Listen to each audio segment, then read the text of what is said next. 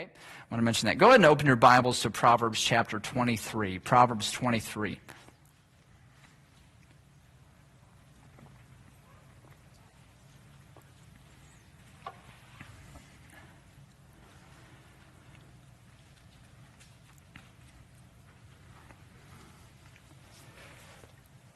If we will have homes where Jesus is king, our homes, our families, our Emmanuel Baptist Church home and family. If we will have homes where Jesus is king, we must have hearts where Jesus is king. And we've seen the spectrum the last 2 weeks, haven't we? We've seen what it looks like to have a heart where Jesus is king, where God is sitting on the throne of your heart. But we've also seen what it looks like in the results of a life where Jesus is not king and self is king, where Ben Springer is king, or fill in your name in that blank. We've seen what that is like as well. And a heart where Jesus is king leads to a home where Jesus is king, which means a life where His goodness and His wisdom and His blessing and His wonder and His grace are abounding. That's what it leads to. But a heart where Jesus is not king affects every home where He should be king. Your home, my home, and our church home. The heart where Jesus is not king affects every home. A heart without Jesus as king keeps homes from moving forward in God's great work and purposes and promises. A heart without Jesus as king is unseen by man at times, but it is known by God. A heart without Jesus as king is headed to trouble. And since it's Valentine's Day tomorrow, and since the heart is the key part, we've been talking about that, let's look at your heart tonight. If you're in Proverbs chapter 23, we're going to pick up in verse 12. Solomon saying to his son, "Apply thine heart unto instruction, and thine ears to the words of knowledge. Withhold not correction from the child, for if thou beatest him with the rod." Now, people are going to think different things about the word beat. Let's assume that God is not a God of abuse, but purposeful, intentional correction. Can we all agree there? Okay.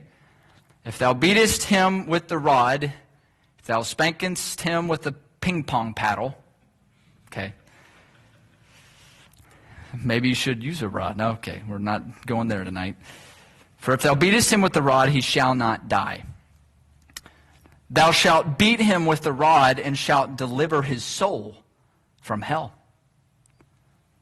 My son, if thine heart be wise, my heart, Solomon speaking to his son, my heart shall rejoice, even mine, yea, my reins. What are your reins? Is he riding a horse? No. Reins, those are your kidneys. What? So his kidneys are rejoicing, his insides. On the inside he's rejoicing. My reins shall rejoice when thy lips speak right things, because the lips reveal what's going on where? In the heart. Yeah, parents, you ever wonder about your kids and then they say something that's like, wow, the God actually might have their heart after all. That's what he's talking about right here. Verse 17, let not thine heart envy sinners, but be thou in the fear of the Lord all the day long. For surely there is an end, and thine expectation shall not be cut off. Hear thou, my son, and be wise, and guide thine heart in the way. Be not among wine-bibbers, among riotous eaters of flesh. For the drunkard and the glutton shall come to poverty, and drowsiness or idleness, laziness, shall clothe a man with rags. Hearken unto thy father that begat thee, and despise not thy mother when she is old. Buy the truth, and sell it not. Also wisdom and instruction and understanding. The father of the righteous shall greatly rejoice, and he that begetteth a wise child shall have joy of him. Thy father and thy mother shall be glad, and she that bare thee shall rejoice. My son, give me thine heart, and let thine eyes observe my ways. For a whore is a deep ditch, and a strange woman is a narrow pit. She also lieth in wait as for a prey, and increaseth the transgressors among men. Who hath woe? Who hath sorrow? Who hath contentions? Who hath babbling? Who hath wounds without cause? Who hath redness of eyes? They that tarry long at the wine. They that go to seek mixed wine. Look not thou upon the wine when it is red, when it giveth his color in the cup, when it moveth itself aright. It's sparkly, it's bubbly, it's tempting. At the last it biteth like a serpent, and stingeth like an adder. Thine eyes shall behold strange women, and thine heart shall utter perverse things. Yea, thou shalt be as he that lieth down in the midst of the sea, or as he that lieth upon the top of a mast. They have stricken me, shalt thou say, and I was not sick. They have beaten me, and I felt it not. When shall I awake? I will seek it yet again. Notice verse 12 again, please. It says, say it with me, the first three words, apply thine heart. Look at verse 17 and say the first four words with me, if you would. Here we go. Let not thine heart. Verse 19, once we get to guide thine heart, say that with me. Hear thou, my son, and be wise, and guide thine heart. Verse 26, say, give me thine heart with me. Once I get there, my son, give me thine heart. Tonight, it's a heart checkup for the home. A heart checkup for the home. Who's ever heard the expression, an apple a day keeps the doctor away? Who's ever heard that before? Okay? Who's lived that for a while? Even ate the seeds. I hear that if you eat apple seeds, seriously, I've heard that if you eat apple seeds, it helps, it's preventative with cancer. Heard about a man who had that and he would eat the whole apple. Okay? But you've heard that an apple a day keeps the doctor away. Who's ever heard the expression, a proverb a day keeps the devil away? Who's ever heard that? Yeah, and 31 Proverbs chapters, right? There's typically 30 to 31 days in a month. If you hit a month where there's only 30 days, well, go ahead and read 31, okay? Especially if you're a woman, because it talks about the virtuous woman, but there's some in there for men too. I was visiting some dear friends the other day, and medicine and doctors came up, and the comment was made by this dear elder brother that doctors are more prone to advise some prescription rather than a supplement like vitamin D or iron and etc. And the idea that was being communicated with eating healthy and taking supplements is preventative maintenance. Preventative maintenance. Now, I'm not a doctor, so I'm not going to get into prescription medicine and whatnot. There are things that we need to do and follow medical advice. But we're talking about preventative maintenance. The idea with those things is keep the doctor away. Okay? Now, Proverbs is loaded with very practical supplements and healthy truths about life to feed you as a disciple, to feed your family as disciples, to feed our church as disciples. For the Jews, the book of Proverbs, this was basically God's law applied to everyday life. God's law applied to everyday life. It's really practical. Okay, and so for us, it's like timeless truths for everyday life. The word timeless means it's relevant to every generation. You think of the verse in the book of Psalms that says, His truth endureth to all generations. His truth, that's why we can preach a message from the Bible and it'll ring true in your heart because it's timeless. His truth is for your life. Why? That you might fear the Lord. That your family might learn to fear the Lord. That Emmanuel Baptist Church might learn to fear the Lord. Peter mentioned that in 1 Peter chapter 1. I don't go over there, but it says, as obedient children, not fashioning yourselves according to the former desires, the former lusts in your ignorance, but as he which hath called you is holy, so be ye holy in all manner of conversation, because it is written, be ye holy, for I am holy. We talked about that earlier this morning in Sunday school. And listen to this, and if ye call on the Father, if you're a child of God and you call on the Father, who without respect of persons judgeth according to every man's work. Okay, so if you call on the Father, you see yourself as a child of God, and you call on Him, you prayed today, came to Him and said, Father, then you're encouraged to pass the time of your sojourning on earth in fear. And the fear of God. Now, obviously, that's not talking about the fear we were talking about this morning. The fear that doesn't belong in the life of a believer. We're talking about a healthy reverence and respect for God. We're not talking about fearing the Lord in the sense that He's an abusive individual, because He is anything but. We are talking about fearing Him in the sense that He is an almighty individual who deserves our reverence. He deserves our respect. He deserves our all, and He loves us big time.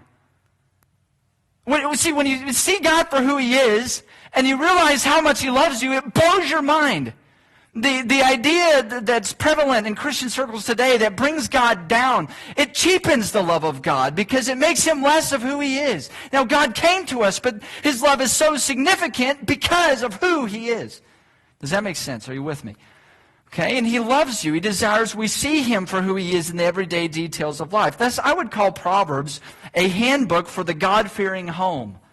A handbook for the God-fearing home, and it may do your home well to read a proverb a day to supplement your discipleship. And we focus on a portion of a Proverbs chapter tonight to ask this question: how's your heart?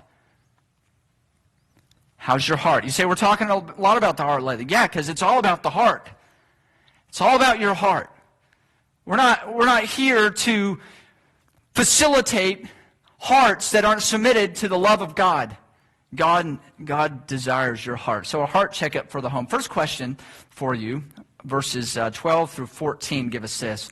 How is your heart for the ouch side of discipleship? How is your heart for the ouch side of discipleship? You know, being a disciple, it implies a disciplined life. And on the positive side of that, you, by God's grace and Jesus, live His way. It's a daily discipline. I die daily, Paul said. On the negative side of that discipline, you, by God's grace and Jesus, are corrected when you don't live His way. Listen, if you're an adult in here, you don't have someone raising you anymore, but you have a Father in heaven, and I can about bet He's disciplined you before because He's disciplined me. And how is your heart to be corrected? How's your heart for correction? Here a father was talking to his son who either was a father or a father-to-be. Why would he be talking to his son about correcting his child, if he didn't anticipate his son would be a father? Listen, young people, you need to learn about what it means to be a father. Parents, we need to teach our children how to be good, godly parents, and we need to model that for them. So how is your heart for this? You notice what it said in verse 12. Apply your heart to instruction. That's the same word as correction in verse 13. And apply your ears to the words of knowledge about correction. In other words, be serious. Have your heart engaged about correcting your children. It's easy to lose heart. Whew. I don't even need to go in that. It's easy to lose heart when the apples don't fall far from the tree. Can I get an amen? It's easy to lose heart, but you're to apply your heart to what God calls you to do in the home. You're to give your heart to it. And hear what you need to do. Don't withhold correction. Don't withhold discipline from the child. If you discipline your child, they will not die. They're not going to die. And again, this implies our intent is not to abuse them, but to correct them. Listen, some people take this too far. When you have a parent who is not submitted to the authority of God, and in God's grace in their life, they are going to be lousy at correcting their child because they will be trying to produce something that isn't even in their own heart. So you must be yielded in your heart to God if you're going to carry out correction the way He carries out correction. You must be. I must be. But if you correct your child in a way, watch this, and follow me. If you correct your child in a way that is painful to him, you are teaching him there are consequences to wrong living. If a child doesn't know that wrong living, such as disrespecting authority and disobeying authority, if your child doesn't know that those things have consequences, the child will grow up and live as if there are no consequences. We're talking about this morning. That children that aren't corrected in the home sometimes end up in the criminal justice system. And there's no doubt that some of those individuals come to know the Lord, but a vast majority of them are hardened in their rebellion against authority, and the ultimate rebellion against authority is a rebellion against who? God. And if you aren't in submission to God, if you've never repented and believed the gospel, help me, if you aren't obeying the authority in your life and believe the gospel, where does that leave you? The worst consequences of all. And it all starts in the home. You reject God and your soul is headed toward hell. So how is your heart for correcting your child? How is your heart for receiving correction? How is our heart, parents, for giving correction? How is our heart for discipline? Okay, we're going to keep moving. Number 2. Is your heart wise in the fear of the Lord? Is your heart wise in the fear of the Lord? Wise means you're skillful in living. Solomon told his son, notice in verse 15, if your heart is wise, my heart will be happy. I mean, I'm going to rejoice if I hear you speak right things, because from the abundance of the heart, the mouth speaketh. It's like hearing your child pray. And you're like, where did that come from? Awesome. Whoa. Amen. That's awesome. And you rejoice, and it's awesome. And it's evident they're making wise. This is evident their heart's in the right place because of where they're going. Well, what is a wise heart a this? A wise heart is a heart that's not envying sinners. A heart that doesn't say, I wish I didn't have to live God's way. That's a heart that's envying sinners. A heart that doesn't say, I wish I could live it up like the world. That's a heart that's envying sinners. And I'm going to tiptoe here. But I wish I wasn't a disciple of Jesus Christ on Super Bowl Sunday. Now, I'm not saying you're a sinner if you watch the Super Bowl, okay? I'm not saying that, okay? But if the thought has ever crossed your mind, I would rather be, there are some days I wish I wasn't a follower of Jesus. Hey, those thoughts have crossed my mind. I'm not exempt from this. But we're not to let our heart envy sinners, but to be in the fear of the Lord. A wise heart is a heart that doesn't envy sinners, but rather fears the Lord all day, every day. I remember my hero growing up, that was a preacher, Brother Sam Davison, and remember him saying that keeping Sam Davison in the fear of the Lord is a full-time job. And I would agree with that when I think about Ben Springer. Keeping Ben Springer in the fear of the Lord is a full-time job, all the day long. Why is it wise to have a heart that fears the Lord? Well, look at verse 18. It says, there is an end. There is an end. There is an end. One day, every last sinner out there who is living their way, regardless of God, regardless of God's way, every last one of them will die. And everything they're living for on this earth will be gone. It'll be over. But if you fear the Lord, you're a disciple of Jesus Christ, you've born again, you're going to heaven, you're going to live forever.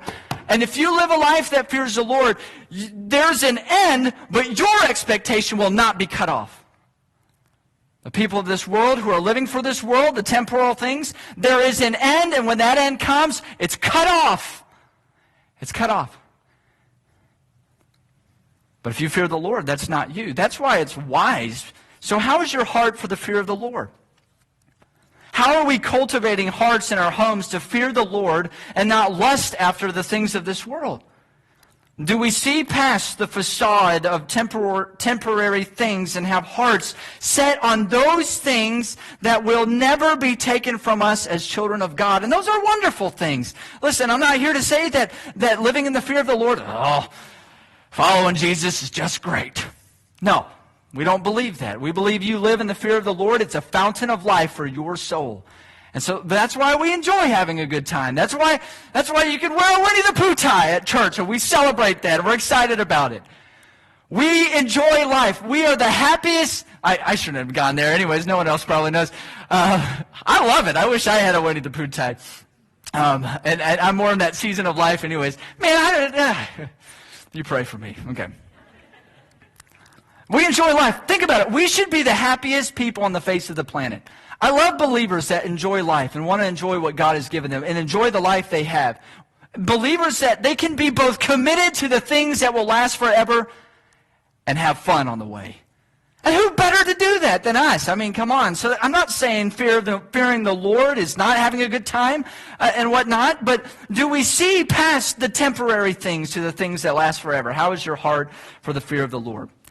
Number 3 on the checkup question. Are you guiding your heart in the way of life? In verses, 19 down to 25. Are you guiding your heart in the way of life? You must guide your heart. Use children as an example. Your heart's like a child who wanders away. Children need guidance. They need guidance. I mentioned about the Lucky Charms a few weeks ago, and if our children chose, if it was up to our children what went on in our home, we'd have Lucky Charms all the time with just the marshmallows. Well, guess what? Recently we bought a box of Lucky Charms, and the kids, one day, Jack and Emmy decided to go out and play out here, and they grabbed, without us even knowing it, they grabbed a jug of sweet tea, cups, the box of Lucky Charms, and 2 plates, and went outside, and they were setting up, and Elizabeth's like, "What are you doing out there?" And Jack said, "We're just relaxing outside." We can, it's like, wow. And literally, when I brought in those plates, you know what was left on those plates? No marshmallows, all the other stuff.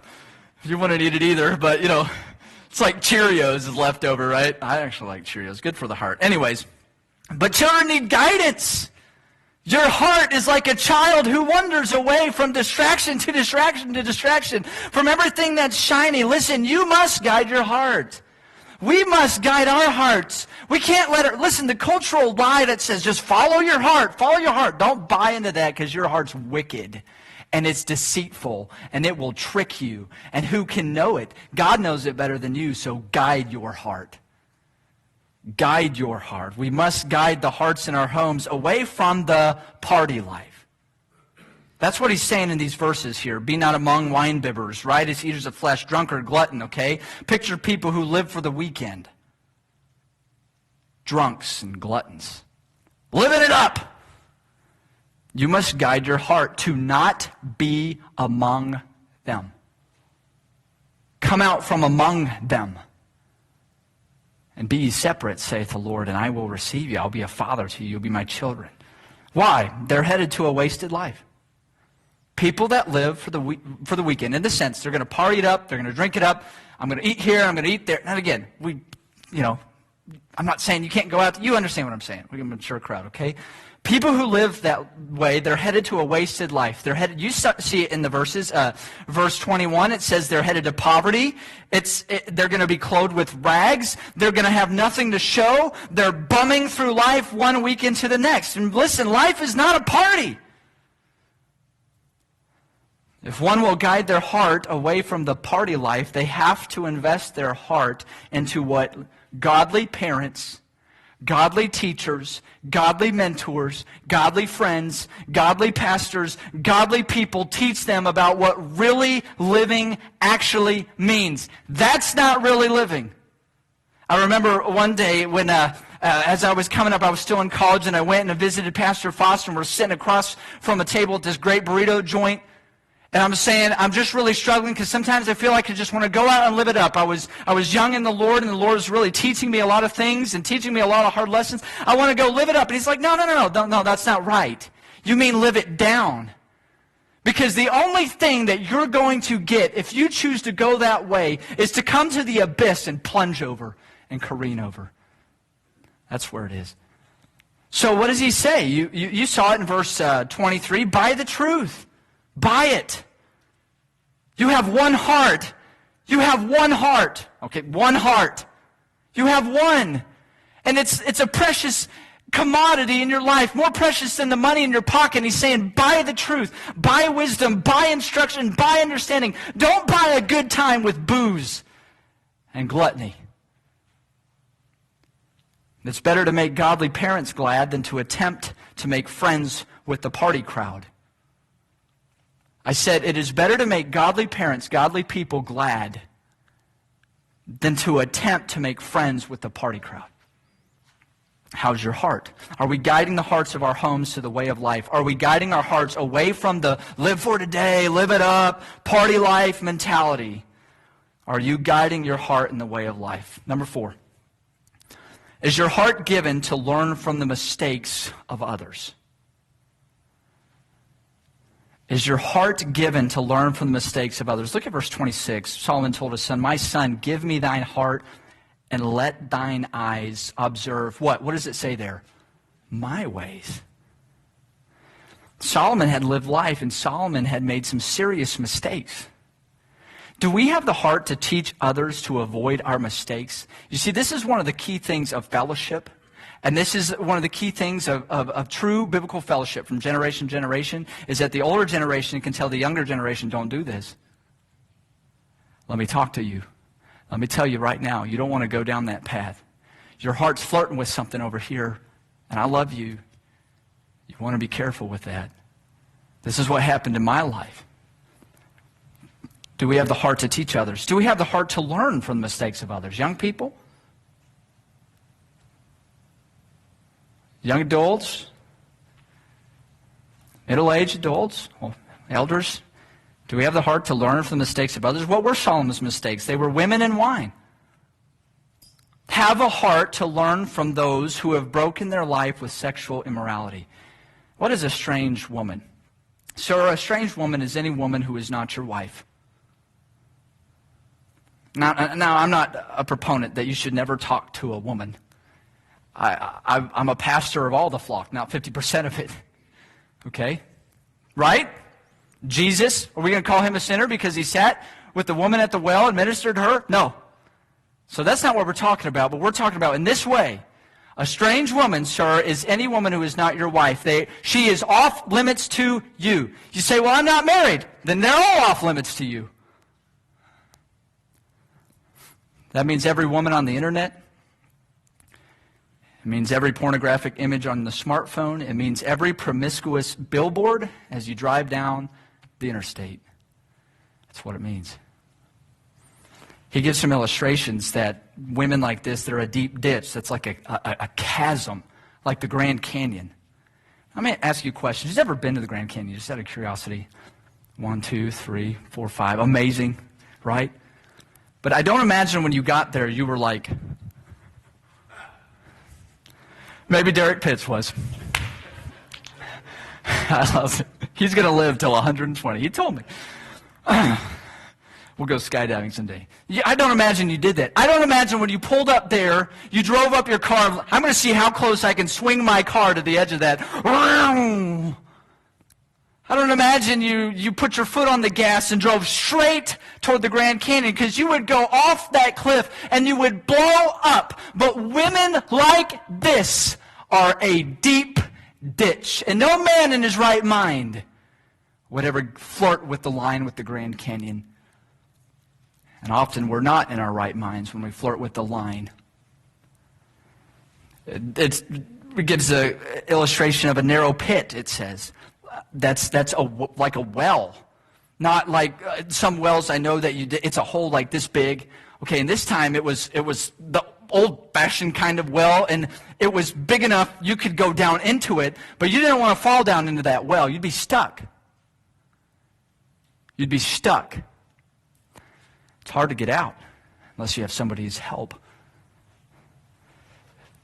Use the illustration, verse 28. She also lieth in wait as for a prey. Like, what does that mean? Like a robber by the roadside, waiting to mug somebody, waiting to take valuables, waiting to spring on you and take what is precious from you. Learn from the mistake of others. Don't drive off that cliff. Don't lean over that well. Don't go by that street corner. You will transgress. You will cross God's line. You will lose what is precious to you. Have a heart to learn from the mistakes of others, and don't be another story of what could have been or what was, but you got too close to the line and said, I can handle it. I've been a Christian a long time. You can't handle it. Joseph was a man who had a heart for God, and when Pharaoh's wife tempted her again and again and again, you know what he did? He pulled the old, here's my jacket, I'm out of here, and he ran. He got out of there because his heart was in the right place, and he knew, I can't handle this. I got to get out, and he got out. Stay away from it. Learn from the mistakes of others. And then have a heart to learn from those who've broken their life with a bottle.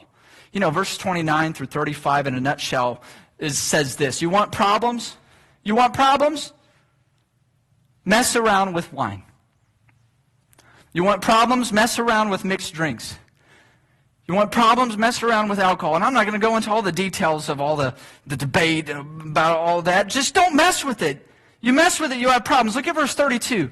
This is the result of that. At the last it biteth like a serpent and stingeth like an adder. Can I ask you, would you let a poisonous snake, a rattlesnake, live in your living room? No. Some of you would chop its head off and then cut it into 1,000,000 more pieces. You wouldn't let in your right mind. So why would you let a snake live in your refrigerator? And you may make the argument, all things in moderation, and I can control myself. But you have let a snake in your house that you think that you're a snake charmer, but your children are not. And they get a hold of that snake, and it could destroy their life. Would you let that happen? You don't learn from the mistakes of others on this. You open your life to messes, problems, headaches, regrets, brokenness, addictions, and on and on and on that could have been avoided. How is your heart when it comes to learning from the mistakes of others? Dear children of God, our Almighty Father looks down on us tonight and asks us in our homes, how is your heart? Your heart on these things, it affects the everyday of life. And how are you doing? God may have parked in your front yard tonight and stepped on your toes. How is your heart for correction? He's trying to help you. He's trying to help you.